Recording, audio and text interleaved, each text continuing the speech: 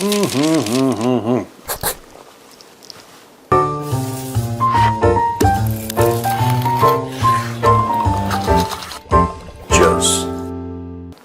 Cheers, producer. Cheers, sir. Welcome back, Thank you so much. my friend from Joka, Diamond Harbour Road, Kolkata. हाँ, क्या खबर है producer, बताओ क्या खबर खबर सर कुछ अच्छी भी है और एक बुरी खबर है सर। मैं सोच रहा हूँ उसी से शुरू करते हैं। अफगानिस्तान में अर्थक्वेक आया सर।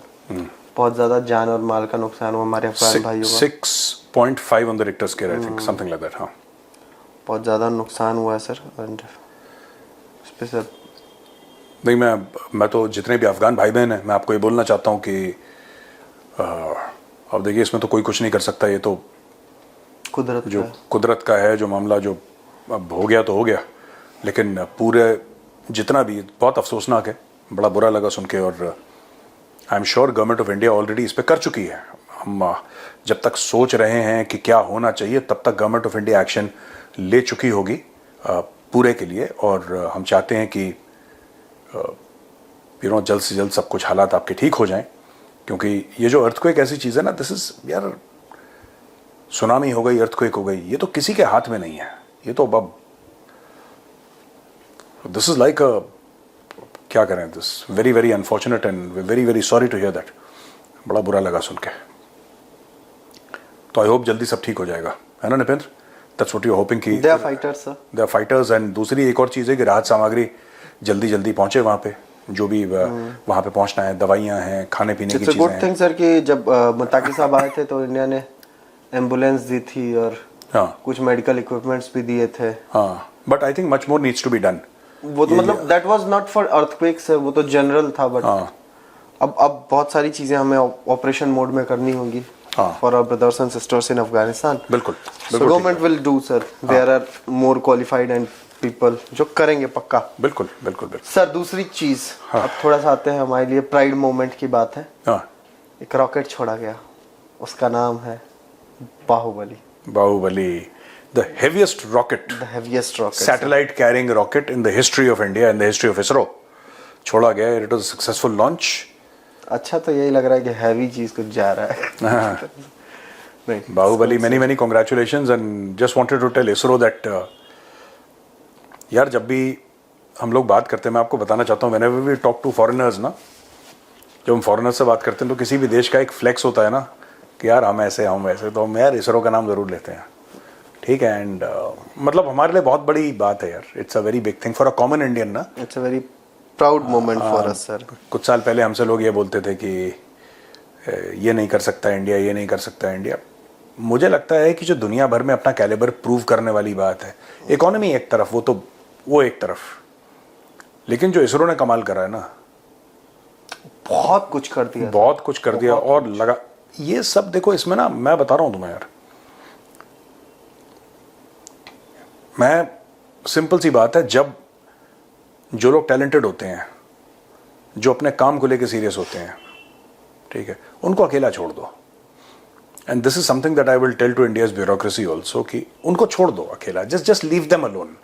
उनको आपकी मदद की, आपके सहारे की, आपके डायरेक्शन की, आपकी किसी चीज की भी जरूरत नहीं है। उनको बस, अगर आप कुछ करना चाहते हो, ठीक है, अगर आप हेल्प नहीं कर सकते तो कम से कम अकेला छोड़ दो। They will do wonders. यही चीज थी, यही इसरो है ना। पहले तो यही साइंटिस्ट, कोई नए साइंटिस्ट तो नहीं भर्ती कर लिए मोदी जी ने कि जब मैं गुजरात मुख्यमंत्री था तो ये वहां पे गुजरात के साइंटिस्ट थे, मैंने बैठा दिए 15-20 वो सैटेलाइट। वही साइंटिस्ट हैं यार, ये तो कब से काम कर रहे हैं इसरो में। वही scientist, facilitate them, respect them, honour them, give them all facilities and then leave them alone. ये हमें सीखना पड़ेगा। Just leave them alone, they don't need you. मैं कहना नहीं चाहता, बट जहां पे you put bureaucracy, and bureaucracy मेरी किसी खास सर्विस से मुराद नहीं है, मैं सिर्फ एज अ कॉन्सेप्ट कह रहा हूं। Bureaucracy is a concept, it's not a की सर्विस और वो इट्स अ माइंडसेट। आप जहां पे ब्यूरोक्रेसी को डाल देंगे, ब्यूरोक्रेसी 4 रीजन निकालेगी कि रॉकेट लॉन्च क्यों नहीं हो सकता। हाँ, they will first tell you कि सर ऐसे 4 कारण है क्यों नहीं हो सकता। अब इसरो का साइंटिस्ट अगर ये सोच के चले कि मैं बाहुबली लॉन्च नहीं कर सकता, कभी नहीं कर पाएगा। वो चाहे कितना भी इम्पॉसिबल हो, वो मान के चलता है कि ये सक्सेसफुल होने वाला है, ठीक है, वो मान के चलता है सक्सेसफुल होने वाला है। And hats off to them यार, बिग सैल्यूट टू देम। है ना, मजा आ गया सुन के। प्राइड मजे की बात तो कल रात में हुई सर। क्या? हमारी लड़कियों ने जो किया, अरे वो वर्ल्ड कप ना, दुनिया जीत ली सर। मैंने कल वो मैच देखा सर, मतलब मैंने अच्छा, मैं क्रिकेट देखता नहीं, बट मैंने पूरा नहीं देख पाया, मैं आई वाज स्लीपिंग, तो बट मैं देखा, मैंने लास्ट के कुछ ओवर्स देखे जब थे वो मजा आया सर। तो एक शर्मा जी के लौंडे ने इसी अजीज को सेमीफाइनल में हराया, एक शर्मा जी की बेटी ने इधर धुआं कर दिया, दीप्ति शर्मा। बहुत बढ़िया सर, अच्छा खेला इन्होंने। अच्छा, मैंने देखा नहीं, मैं देखता नहीं क्रिकेट। मैंने जितना एक कैच है सर, उसकी कैप्टन का आई थिंक कैच था, अमनजोत कौर ने लिया, जगलिंग कैच। तो मुझे वही याद आ रहा था कि मतलब एक कैच वो भी जगल करके ही लिया, दौड़ते हुए गया, एक हाथ से उड़ाया, फिर इधर आके कैच लिया, इधर सीधा कैच आया, फिर हल्का सा हवा में मिस हुआ। अच्छा सुनो, ये सब चीजें छोड़ो यार, ये सब चीजें छोड़ो। पाकिस्तानियों का क्या रिएक्शन था? जब तक वो हम डिस्कस नहीं करेंगे प्रोड्यूसर मजा नहीं आएगा। देखिए, मैं उसी पे आ रहा था सर। अच्छा। वो जगल से ही लेके मैं कनेक्ट कर स्टोरी टेलिंग सीख के आया ना। I have learned how to tell a story. I have learned how to tell a story. Sir but sir ठीक है, बट डायरेक्ट आ जाता हूँ सर। अब इसके एक तो सर मुझे 2-3 पिक्चर्स मैंने देखी, ये पाकिस्तानी बड़ी बड़ी स्क्रीन लगा के देख रहे थे सर। इनको क्या मिल रहा था सर? इनको वैसे भी क्या मिलता है ये पता नहीं। ये कोई स्क्रीन लगा के, ये मैंने देखा है कई बार कि मैं जब वो रिएक्शंस देखता हूँ ना, बिफोर और आफ्टर के होते हैं, तो मैं ये देखता हूँ कि बड़े बड़े स्क्रीन लगा के पाकिस्तानी सड़क के बीच में इनका। मैंने 1-2 दिन पहले भी जब राम कर रहा था ना ये मेजरली राइट, तब मैंने राम को भी बोला था ये चीज़, and I would like to repeat it. Pakistan में ये क्यों है? वहाँ पे एंटरटेनमेंट के साधन बिल्कुल भी नहीं है। एंटरटेनमेंट का साधन पाकिस्तान में है ही नहीं। तो क्या होता है कि छोटी छोटी चीज़ें इनको बड़ी एंटरटेनिंग लगती हैं, इसलिए पाकिस्तान हैप्पीनेस इंडेक्स में इंडिया से ऊपर है। क्योंकि कुछ भी हो जाता है खुश हो जाते हैं, क्योंकि कुछ है ही नहीं, कुछ है ही नहीं, ठीक है ना। अब छोटी सी बात है, जो बंदा लगातार भूखा हो, ठीक है, उसको तुम फफूंद वाला बिस्किट दे दो, खुश हो जाएगा वो, उसका हैप्पीनेस इंडेक्स तुमसे अच्छा हो जाएगा। जबकि तुम पकवान खा रहे हो, उसका हैप्पीनेस इंडेक्स तुमसे अच्छा हो जाएगा, चाहे तुमने जी चाहे और क्या फफूंद वाला बिस्किट दे दो, वो हैप्पीनेस इंडेक्स। तुम कॉफी पियो, प्रोड्यूसर तुम्हारा नहीं वो हो जा रहा है हल्का सा, थोड़ा सा मौसम चेंज भी है, लगातार ट्रेवल से हो जाता है, पानी का चेंज कहा जाता है ना थोड़ा। तो कुछ भी चीज हो जाती है, आप फफूंद का बिस्किट दे दो पाकिस्तानियों को, वो उनका हैप्पीनेस इंडेक्स ऐसे चला जाता है, वो सबको, वो दुनिया में हैप्पीएस्ट कंट्री। इंडिया का दिखा देंगे कि हम बिस्किट खा सकते हैं फफूंद वाले से। इंडिया तो वो बड़े बड़े स्क्रीन लगा के देख रहे थे।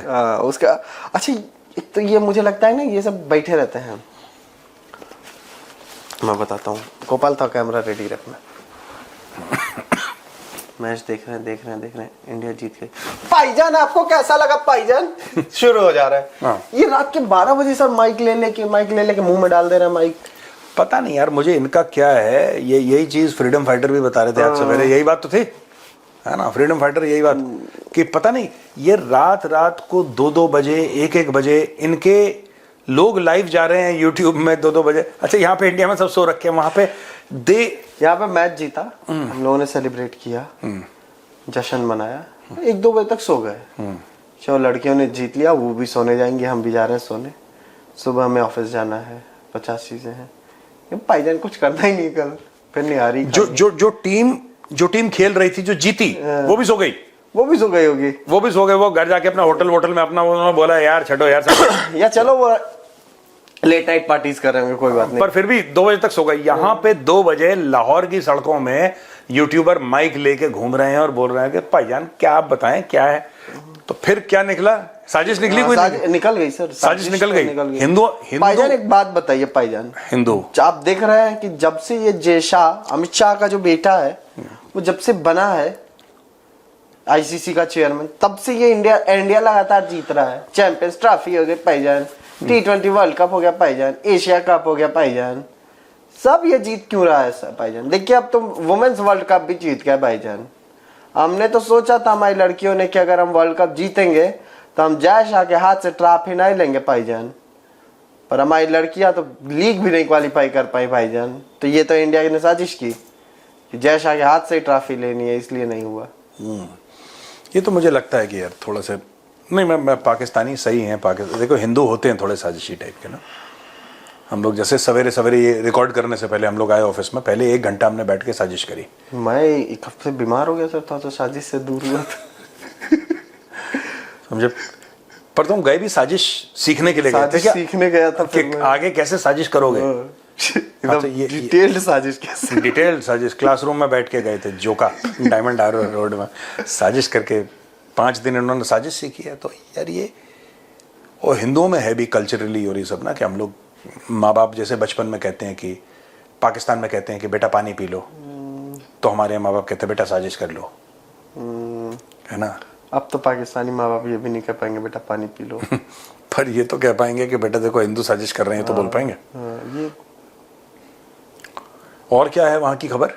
नहीं खबरें तो बहुत सर हैं, बहुत सारी। एक ये है सर, जरदारी साहब उनके जो है इकोनॉमिस्ट, पाकिस्तान के चीफ इकोनॉमिस्ट, दुआ करने वाले, दुआनॉमिस्ट कहा जाए, दुआनॉमिस्ट जो है वो भाई साहब गिलगिट बाल्टिस्तान पहुंचे। फिर उन्होंने बताया कि कैसे वो सस्ते जहाज में पहुंचे हैं वहां पे। यार वो बहुत कलाकार आदमी है यार, वो जरदारी मैं बता रहा हूँ, बहुत कलाकार। अच्छा सर एक चीज है, पर तुतला रहा था जरदारी इस बार। He was not तुतला रहा था। पिछली 2 उसकी जो स्पीच चली है, वायरल आई है, उन दोनों में पढ़ते हुए फंबल बहुत मारा है। पिछली सर वो जो आर्मी परेड में उसने स्पीच दी थी, जो पीछे आसिम मुनिया से डंडा लगा के उसको पकड़ खड़ा था, और इसमें भी सर वो फंबल मार जाता। पढ़ते हुए कौन फंबल मारता?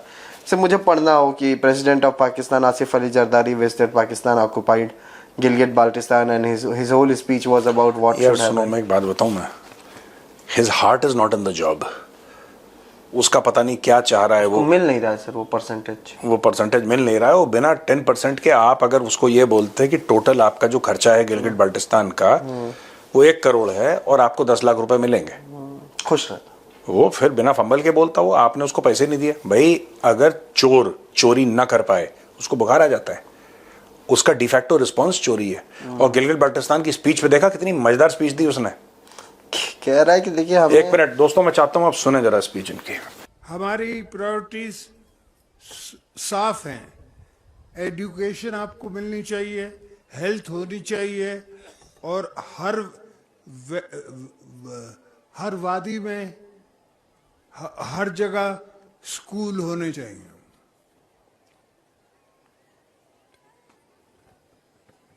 आपके यहाँ बेशुमार मदनियात हैं। आपका पानी जो है उससे बिजली बनाई सकती है।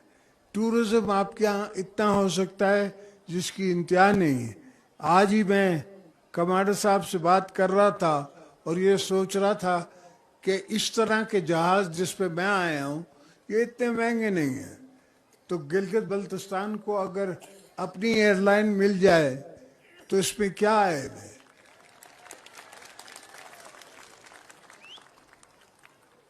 हमारी ये जदोजहद भी है, जफाकश भी है, और पार्टी का इरादा भी है कि आपकी प्रमोशन करें, आपकी हमारी बेटियों का ख्याल करें, आपके यूथ का जिसके साथ में ख़ास मुखातब हूँ।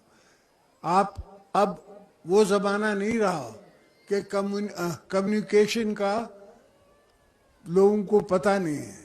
आपको पूरा पता है कि इंडिया में हमारे साथ मुसलमानों के साथ क्या क्या हो रहा है, वो क्या क्या कर रहे हैं। हर जहां मुस्लिम मेजॉरिटी है वहां उनको माइनॉरिटी बनाना चाह रहे हैं, और उनकी कोई तारीफ नहीं है, उनकी कोई पुसारे हार नहीं है उनका कोई।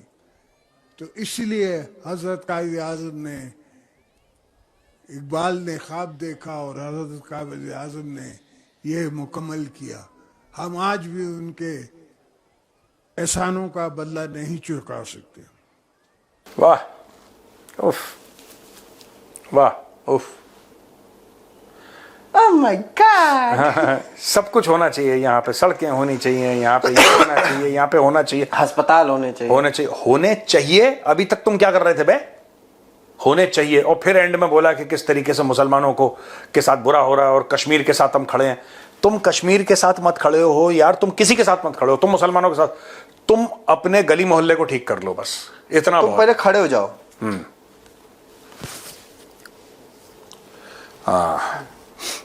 क्या है कि कैसे लोग हैं ये सब। एक है कि अपने देश को डंपर बताता है, एक है कहता है कि देखो लोन से हमारा पूरा नहीं पड़ रहा, हमको अब खैरात भी देना शुरू करे दुनिया। एक कह रहा है कि देखो यहाँ पे ये होना। वो ख्वाजा आसिफ की एक पुरानी चीज बड़ी वायरल हो रही है, वो जो कह रहा है वो कि हमने अमेरिकियों से पैसे लिए। हाँ, जरा सुना सकते हैं इनको? अरे वो भी पेश खिदमत है। पेश खिदमत है। अच्छा, पेश एक खिदमत होता है। अच्छा, पेश एक खिदमत। हमारा कोई काम नहीं बनता था कि हम रूस के खिलाफ उस वक्त जंग में शामिल होते, लेकिन हमें पैसे चाहिए थे। उन्होंने हमें को पैसे ऑफर किए, फिर हमने उनको कहा कि ये पीनट्स हैं, फिर उन्होंने हमारी बोली ज्यादा लगाई, हम उस जंग में शामिल हो गए जो रूस के खिलाफ जंग थी, और हमने उसको जिहाद करार दे दिया। उसके बाद दूसरी जंग आई, उसके बाद फिर हमें पैसे जरूरत थे, और उस डिक्टेटर को भी अपने दवाम की, अपने इक़्तिदार के दवाम की जरूरत थी। दूसरे डिक्टेटर को, जनरल मुशर्रफ को भी अपने दवाम की, इक़्तिदार के दवाम की जरूरत थी। उनके लिए गारंटर जो है अमेरिका तब भी बन गया, अब भी बन गया, दोनों जंगों के अंदर। अब आप एक और ऑपरेशन लॉन्च करने जा रहे हैं खायसा। देखा दोस्तों आपने लापरवाही का नतीजा। गोपाल को भी मजा आ गया। Freedom fighter also smiling. देखा दोस्तों आपने लापरवाही का नतीजा। तो छोड़िए मत आप, छोड़ते ही भाग देता है कुछ भी। ये देखो कैसा कैसा आदमी है ये। आज की तारीख में अफगानों को ये उल्टा सीधा बोल रहा है, गालियां दे रहा है, और पुराना वीडियो निकालो तो खुद ये। अच्छा, इनको पता नहीं क्या खुजली है, इनको क्या चुल है कि हमें जाके इंटरव्यू देना है। जब तुम्हें पता है कि तुम जाके वहां पे सब कुछ गोबर करोगे तो क्यों इंटरव्यू देते हो? जो कि पुराने इंटरव्यू निकलते हैं तुम्हारे और बोलते हैं यार। मैं ये सोच रहा हूँ उस टाइम पे क्यों नहीं वायरल हुई थी। ये जो वायरल करने वाले लोग भी हैं, हाँ, ये भी हिंदू होंगे। ये कॉन्टेक्स्ट में वायरल करते हैं। हाँ, ये हिंदू हैं और ये साजिशी है, मैं बता रहा हूँ आपको। ये वो डॉग ये जो अपने आप को ही काट हाँ कोई बात है सर। वो उसका है ना, इमरान शफकत करके उनका जर्नलिस्ट पाकिस्तानी। हाँ, इमरान शफकत भाई को अब याद आया कि अचानक से कि ये अफगानों से हमारा कोई नाता नहीं है। हमारे तो सही में हमारे बाप किशन लाल हुआ करते थे। उसको याद आ गया। कह रहा है कि ये कह रहे हैं अफगान, ये कहते हैं कि जो है ये बड़े वॉरियर हैं। महाराजा रंजीत सिंह ने कितना कुटिया था इन अफगानों को, मार के बांदर बना दिया, मार के बांदर बना। देखो मैं एक बात बताता हूँ, इसका भी मैं हिस्टोरिकल कॉन्टेक्स्ट देता हूँ। आज की तारीख में क्योंकि अफगान तालिबान इनको पीट रहा है, एक जमाने में यही पाकिस्तानियों ने बहुत प्रोपोगेट करा, ठीक है ना, प्रोपोगेट करा जी, कि यही पाकिस्तानियों ने कि ग्रेवयार्ड ऑफ सिविलाइजेशन ये सब इन्होंने प्रोपोगेट करा, ठीक है। और ये करते रहते इनको महाराजा रंजीत सिंह कैसे याद आ गए? पाकिस्तानियों को महाराजा रंजीत सिंह कैसे याद आ गए? अफगान के कॉन्टेक्स्ट में याद आए, अफगानिस्तान के कॉन्टेक्स्ट में इनको महाराजा रंजीत सिंह याद आ गए। इस कॉन्टेक्स्ट में क्यों नहीं आए कि महाराजा रंजीत सिंह का जो उनकी जो कैपिटल थी वो लाहौर थी? ये क्यों नहीं बोलते कि जो पंजाब की जो पूरी महाराजा रंजीत सिंह का जो खालसा साम्राज्य था उसकी कैपिटल लाहौर थी? आप में हिम्मत है? आप में हिम्मत नहीं है। सबसे बड़ा जो पंजाब का शेर का बच्चा हुआ है दैट इज शहीद आजम भगत सिंह। आप में है हिम्मत, है औकात इसको मतलब सबके सामने कबूल करने की? नहीं है। इन्होंने ये ऐसे पाकिस्तानी दोगले हैं यार, ऐसे दोगले हैं ना। आज की तारीख में क्योंकि तालिबान ठोक रहा है, इनको महाराजा रंजीत सिंह आ गए, याद आ गए। कुछ साल पहले इन्हीं पाकिस्तानियों ने महाराजा रंजीत सिंह का जो लाहौर में स्टैचू था तोड़वा दिया था। हाँ, याद है? याद। महाराजा रंजीत सिंह का स्टैचू तोड़वा दिया। अब इनको महाराजा रंजीत सिंह याद आ रहे हैं। इन्होंने जो शदमान चौक है उसका नाम भगत सिंह चौक रखने का एक प्रपोजल था, इन्होंने मना कर दिया कि वो तो काफिर है। और शहीद Bhagat Singh is the biggest hero of Punjab. मैं मॉडर्न पंजाब की अगर आप बात करो पिछले 100-200 साल की, तो शहीद भगत सिंह से बड़ा कोई हीरो नहीं है।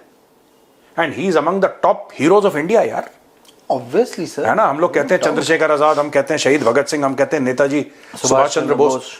ये सारे के सारे जो हीरोज हैं, he is right up there at the top यार। इनको ये कुछ नहीं है, मैं बता रहा हूं, ये लाहौरी ना पागल हो गए हैं। इनको क्योंकि ये सोच रहे थे तालिबान इनके भाई हैं, जब तालिबान ने इनकी पिटाई लगाई अब ये उल्टा सीधा बोल रहे हैं। ये अफगानों को गालियां दे रहे हैं, ठीक है? ये अफगानों को गालियां दे रहे हैं। एटलीस्ट अफगानिस्तान, मैं कह रहा हूं सब में कमी होती है, इंडिया में भी कमी है, चाइना में भी कमी है, हर एक मुल्क में कमी होती है। मैं कह रहा हूं अफगानिस्तान में भी कमियां होंगी, मैं कह रहा हूं लाखों कमियां होंगी। बट बात यह है कि अफगानों ने अपनी मिट्टी पर राज करा है, अपनी मिट्टी पर राज करा है, अफगानिस्तान के राजा हुए हैं। आप ये बता दो कि कौन सा पंजाबी मुसलमान है जिसका राजा हुआ है? आप एक का नाम बता दो कि साहब ये पंजाबी मुसलमान था, इसका राजा। बलोच मुसलमानों का राजा हुए, उनके सरदार हुए। पश्तूनों के तो थे ही थे, इसमें कोई डाउट नहीं है। सिंधियों के भी थे। Only Punjabi Muslims never had a Punjabi Muslim king. देखिए सर, ये हिस्टोरिकल बातें हैं और if you will talk about this तो आपको हिस्ट्री से कनेक्ट करना पड़ेगा, जिनकी हिस्ट्री कुछ 100 साल पहले से आती है। पंजाबी मुसलमान जो है, पाकिस्तानी पंजाब के जो मुसलमान है, वो सबको पता है कि वो किशन लाल की वो है। हिस्ट्री नहीं होगी तो सर आपका राजा कहां से आएगा? आप आए उस टाइम पे, वो जब गुलामी की एक वो चल रही थी, फिर उस टाइम पे फिर अंग्रेजों ने राज किया। और ये जो बात कह रहे हैं कि महाराजा रंजीत सिंह ने, अब एक मुहाजिर का बेटा राज कर रहा है उन पर, किधर? पाकिस्तानियों पे। वो ठीक है, वो अलग चीज है। आप एक बात बताओ कि आप ये कह रहे हो कि महाराजा रंजीत सिंह ने करा। Not only Maharaja Ranjit Singh, not only Maharaja Ranjit Singh, वहां पे तो अंग्रेज भी गए, अंग्रेजों ने भी राज करा। वहां पे तो 10 साल तक सोवियत रूस थी, उसने भी राज करा। वहां पे अमेरिकन थे, उन्होंने 20 साल राज करा। तो ये नहीं कि अफगानिस्तान पे किसी बाहरी ताकत ने राज नहीं करा। बात यह है कि वो बाहरी ताकत समय से वापस चली गई, क्योंकि अफगान ने फॉट अगेंस्ट देम। हाँ, ये देखो सुनो, वो जीते हारे बाद की बात है, ठीक है? वो जीते। क्या महाराजा रंजीत सिंह को फतेह हासिल हुई थी? बिल्कुल हासिल हुई थी, इसमें कोई डाउट नहीं है कि महाराजा रंजीत सिंह को फतेह हासिल नहीं हुई थी। बट बात यह है कि आज की तारीख में इवन द खालसा फौज, दे respected the Afghans. Obviously they respected the Afghans and the Afghans respected the Khalsa फौज। उसका एक कोड ऑफ ऑनर होता है आपका, आप दुश्मन की इज्जत करते हैं, कोड ऑफ ऑनर होता है आपका। Lahoris have no code of honour यार। लाहौरियों का कोई कभी भी कोई कोड ऑफ ऑनर रहा नहीं है। अब सिंपल सी बात है, ये जो आपने वो दिखाया, आप दोबारा हम ख्वाजा आसिफ वाला देख सकते हैं? थोड़ा सा दोबारा देखिए ख्वाजा आसिफ का। क्या करना है, वहां से निकाल के चंखे लगा दो। हमारा कोई काम नहीं बनता था कि हम रूस के खिलाफ उस वक्त जंग में शामिल होते, लेकिन हमें पैसे चाहिए थे। उन्होंने हमें को पैसे ऑफर किए, फिर हमने उनको कहा कि ये पीनट्स हैं, फिर उन्होंने हमारी बोली ज्यादा लगाई, हम उस जंग में शामिल हो गए जो रूस के खिलाफ जंग थी, और हमने उसको जिहाद करार दे दिया। उसके बाद दूसरी जंग आई, उसके बाद फिर हमें पैसे जरूरत थे, और उस डिक्टेटर को भी अपने दवाम की, अपने इक़्तिदार के दवाम की जरूरत थी। दूसरे डिक्टेटर को, जनरल मुशर्रफ को भी अपने दवाम की, इक़्तिदार के दवाम की जरूरत थी। उनके लिए गारंटर जो है अमेरिका तब भी बन गया, अब भी बन गया, दोनों जंगों के अंदर। अब आप एक और ऑपरेशन लॉन्च करने जा रहे हैं खायसाद। ये देखा आपने ख्वाजा आसिफ वाला? ये देखो, ये है लाहौरीज का कोड ऑफ ऑनर। कह रहा है कि जब हमें पैसों की जरूरत थी तो हमने मुजाहिदीन, यही तो अफगान कह रहे हैं कि तुम्हें पैसों की जरूरत थी। अफगान क्या बोल रहे हैं, वो क्यों परेशान है? इन सारे अफगानों के सवालों का जवाब ख्वाजा आसिफ ने दे दिया ऑलरेडी, कि जब तुम्हें पैसों की जरूरत थी तो तुमने अफगानिस्तान में आग लगा दी, क्योंकि तुम्हें पैसों की जरूरत थी, क्योंकि तुम्हारे बच्चों को विदेश में पढ़ना था, बाहर के देशों में, बैरूनी मुल्कों में जाके पढ़ना था, तुम्हें वहां पे अपने प्लॉट बनाने थे दुबई में, तो तुमने अफगानों का खून बहाया। इसीलिए तो अफगान तुमसे परेशान है। इवन पाकिस्तानियों का भी खून इन्होंने बहाया सर। वो कुछ ही परिवार है ना, कुछ ही वो। यार सुनो, वो पाकिस्तानियों का खून बहाए उनका मैटर है, हमें उससे वो पाकिस्तानियों का खून बहाए पानी बहाए हमें क्या लेना देना। हमें सिर्फ ये भाई तुम अपने लालच की वजह से, और ये मैं नहीं कह रहा, ये बार बार बोलेंगे फिर हिंदू साजिश कर रहे हैं भैया। ख्वाजा आसिफ जो है, ख्वाजा आसिफ बयान दे रहा है, सामने है। एक और आपको याद होगा sir, we have been doing this dirty work for Americans for last 30 years। वो भी दिखाइए जरा। Again, the same thing is. You do admit, sir, that Pakistan has had a long history of backing and supporting and training and funding these terrorist organizations. Well, we have been doing this dirty work for United States for about 3 decades, and West, including Britain. So that's your argument that even though that was a mistake, and we suffered for that. And that is why you are saying this to me. If we had not joined the war against Soviet Union and later on the war after 9/11, this Pakistan's track record, was not, unimpeachable track record. देख लिया दोस्तों आपने, ये खुद पैसे लेके गंदे काम करते हैं। और ये ख्वाजा आसिफ ने ये जो we have been doing dirty work, ये तब बोला जब ये पाकिस्तान का इस वक्त डिफेंस मिनिस्टर था। ये 6 महीने पुराना स्टेटमेंट है इसका। ये डिफेंस मिनिस्टर था तब बोला, और पहली बार जब उसने बोला वो ऑपोजिशन में था। तो आप देखिए ऑपोजिशन में भी ये शख्स यही बोल रहा है, और जब रूलिंग पार्टी में ये ओहदेदार है, एक ओहदा है इसके पास, एक इसके पास पोस्ट है, पोजीशन है as defence minister of Pakistan, तो ये तब भी वही बात बोल रहा है।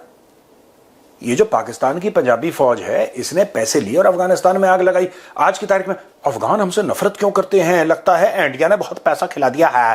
अरे तुमने उसके बच्चों को मारा है, तुमने अमेरिकन को बेसिस दिए। क्यों इस बार क्यों हट गए थे? पिछली बार अफगान जो टॉक्स में कह रहे तुमने बेसिस दिए अमेरिकन को, वहां से ड्रोन उड़ाते हैं, हमारे यहां बच्चों को मारते हैं। वो इनको पाकिस्तानियों को आप पैसे दे दो, उसके बाद इन्हीं को मारते रहो। इनको पैसे दे दो पाकिस्तानियों को, ये कोई भी कॉम्प्रोमाइज करने को तैयार है। वो गाना सलाला चेक पोस्ट, और गाना तो गाना भी हम सुनाएंगे आपको, एक चलते चलते सुनाएंगे, चलते चलते सुनाएंगे गाना। और उस गाने का क्या हम लिंक छोड़ सकते हैं नीचे? आपने ट्वीट किया, मैं हाँ, वो जो जिस बंदे ने, वो भी अफगान है जिसका मैंने ट्वीट रिट्वीट करा है, उसके ट्वीट की लिंक डाल सकते हैं? हाँ सर, मेरे ट्वीट की नहीं, उसके ट्वीट की, उसके ट्वीट की आप लिंक डालना। वैसे ट्वीट मैंने भी करा है, बट उसके ट्वीट की लिंक हम डालेंगे। आप लोग जरा उनके ट्वीट पे जाइए और चेक करिए कि अफगानों ने ये गाना लिखा है पाकिस्तानियों को, और कैसे कैसे शब्द उनके लिए इस्तेमाल करें, कैसे कैसे लफ्जों से उनको नवाजा है। ये आप जब गाना सुनेंगे तब आपको पता लगेगा। बस लेकिन सर आपने कहा ना, आपने सारी चीजें जब बता रहे थे आपकी, अफगान हारे, महाराजा रंजीत सिंह से उनकी जंग हुई, हार गए, सोवियत्स ने राज किया, अमेरिकन ने राज किया। राज कर पाए और हार पाए वो इसलिए क्योंकि उन्होंने जंग लड़ी। हार तो तभी होगी ना, आप लड़ोगे। वो निराला जी की या किसकी लाइन है मुझे याद नहीं आ रहा एग्जैक्टली, कि गिरते हैं शहसवार ही मैदान जंग में। निराले की लाइन नहीं है ये, किसका है मतलब वो मुझे नाम, ये तो शेर है यार। गिरते हैं शहसवार मैदान जंग में, वो तिलिस्म क्या गिरे, वो तिलिफ नहीं, वो तिफल क्या गिरेंगे। तिफल बच्चों को कहते हैं, वो तिफल क्या गिरेंगे जो घुटनों के बल चलते हैं। हाँ। तो अफगान हारे या जीते, तारीख गवाह है कि अफगान लड़े, ये ज्यादा जरूरी है।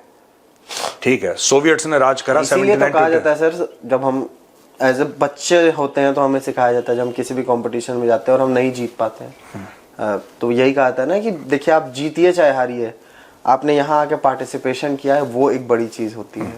बिकॉज यू लर्न कि how to do things, how to.